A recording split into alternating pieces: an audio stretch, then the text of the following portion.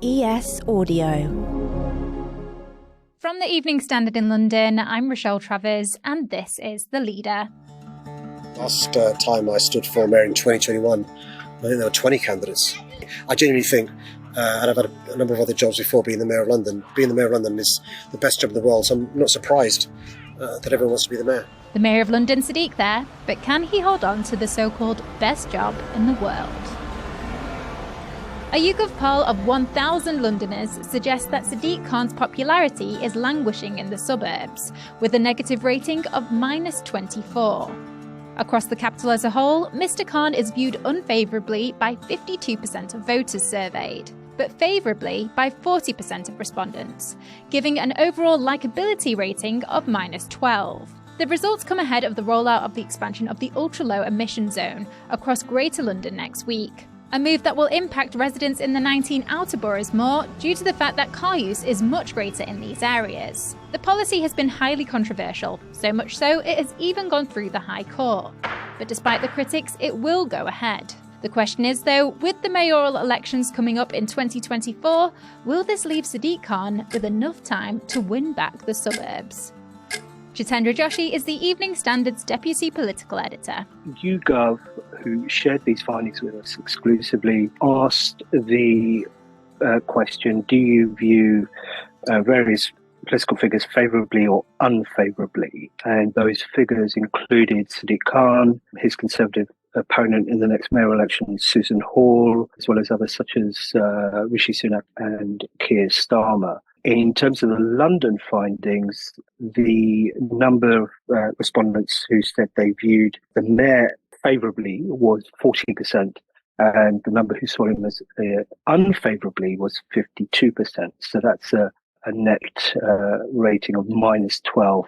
That's across London. What might concern City Hall is specifically as we await the onset of the wider ULEZ Clean Air Zone next week. The specific concern there might be that he's lacking quite significantly more in the outer boroughs where ULEZ is going to take effect next week, next Tuesday. There his net rating is -24. He does better in the inner boroughs where his rating is in positive territory at +5.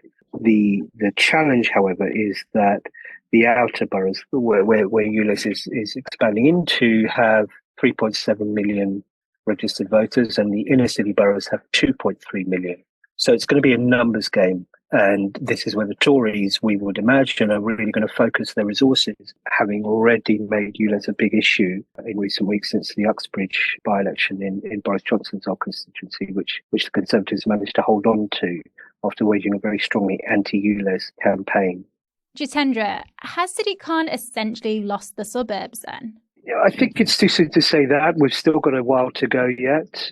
We've only just found out the identity of his Conservative opponent, Susan Hall, who's a London Assembly member, and there's a lot to play for. But historically, Labour candidates, including Mr Khan, have done less well in those outer boroughs than the Tories. Boris Johnson, when he was mayor, when he, in his successful campaigns, really hammered his efforts at winning voters in those outer boroughs, because they're looking at the numbers game. There are more voters in the outer boroughs than there are in the inner. So simply on a question of numbers, if you can rack up enough wins there, you should be doing well. But it's a while off yet. And the other finding of this poll is that while Susan Hall has a slight positive rating in the favourability numbers, equally 57% of respondents said they didn't know anything about her. Now, either that means that she's got a lot of time to make herself known, or that, as things stand at least, Sadiq Khan has got much greater name recognition, and the Tories have got a long way to go to introduce their candidate and give people a sort of compelling vision as to what she would offer as an alternative to Mr Khan, other than at the moment simply raging about ULEZ.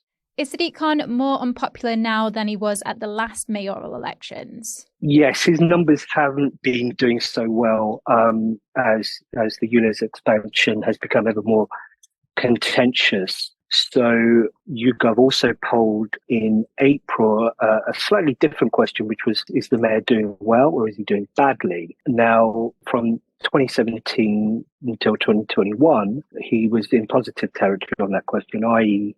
a majority of Londoners thought he was doing well. That trend flipped in January 2022 when the numbers of people who said he was doing badly then went into the majority.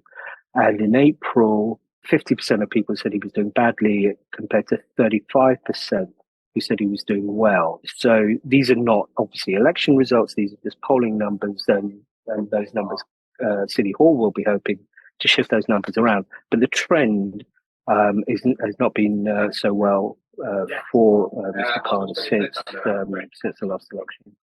Obviously, the outer boroughs of London is where the ULEZ expansion is coming in next week. How much of a factor is unhappiness with ULEZ reflected in these results, do you think? It's a challenge to say this is all because of ULEZ, because the polling doesn't go into the specific reasons why people feel the way they do. What we can determine, though, is from looking at the trends and how support has shifted over time. Mr. Khan's support has been steadily eroding in the outer boroughs while holding up more in the inner boroughs.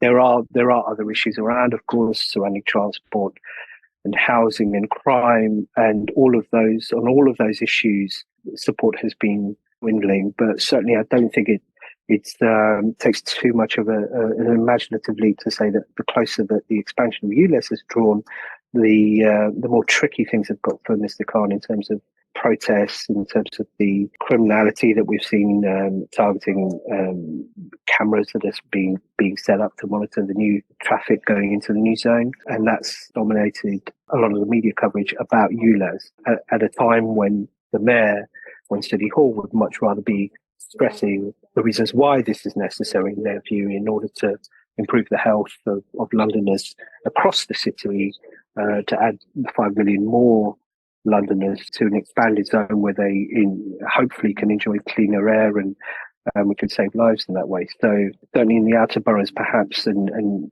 given also the position of local councils in some of those boroughs, which have been very vocal in opposing the scheme, even to the extent of refusing to put up signs in some of the county councils surrounding London. It's a reasonable assumption to make to say that ULEZ is a factor, a major factor in these trend lines we're seeing.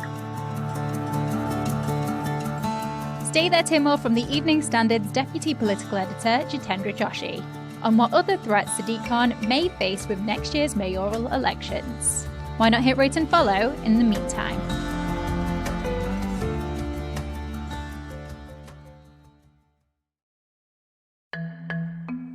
Welcome back.